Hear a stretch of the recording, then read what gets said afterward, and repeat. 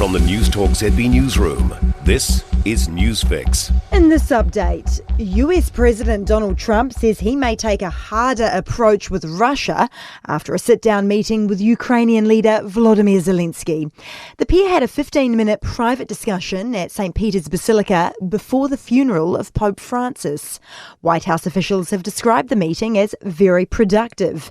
The BBC's Jake Kwan says Trump has since shown more alignment with Ukraine in a social media post. Mr. Trump is saying that there may be additional sanctions on Russia's banking system as well as secondary sanctions, meaning that he may put sanctions on countries that are dealing with Moscow. A pope among the people with an open heart towards everyone is how Pope Francis has been remembered as he's laid to rest. Hundreds of foreign dignitaries attended the 88-year-old pontiff's funeral at St. Peter's Square in the Vatican last night. Cardinal Giovanni Battista Re gave the homily, painting a detailed description of the Pope's life and values. He says, faced with the raging wars in recent years, the Pope always promoted peace. He drew attention to our duties and shared responsibility for our common home.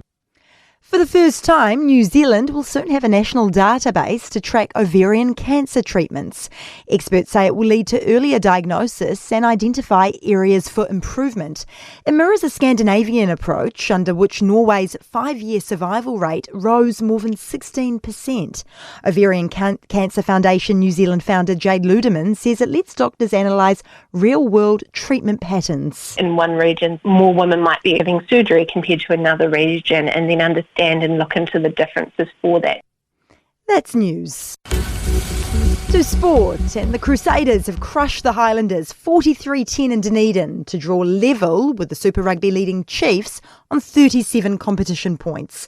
Coach Rob Penny says they're pleased to now head into a bye weekend. And we've had 3 derby games in a row, and we're starting to feel as though the bye's come at a tremendous time for us to freshen up. Meanwhile, the Hurricanes have moved into the top 6 after a surprise 35-29 win over the Brumbies in Canberra. And Crystal Palace are through to football's FA Cup final after a 3-0 win over Aston Villa at Wembley. Newcastle and Chelsea have picked up crucial victories in the Premier League to move into the Champions League qualification positions. That's sport. I'm Diana Vezic.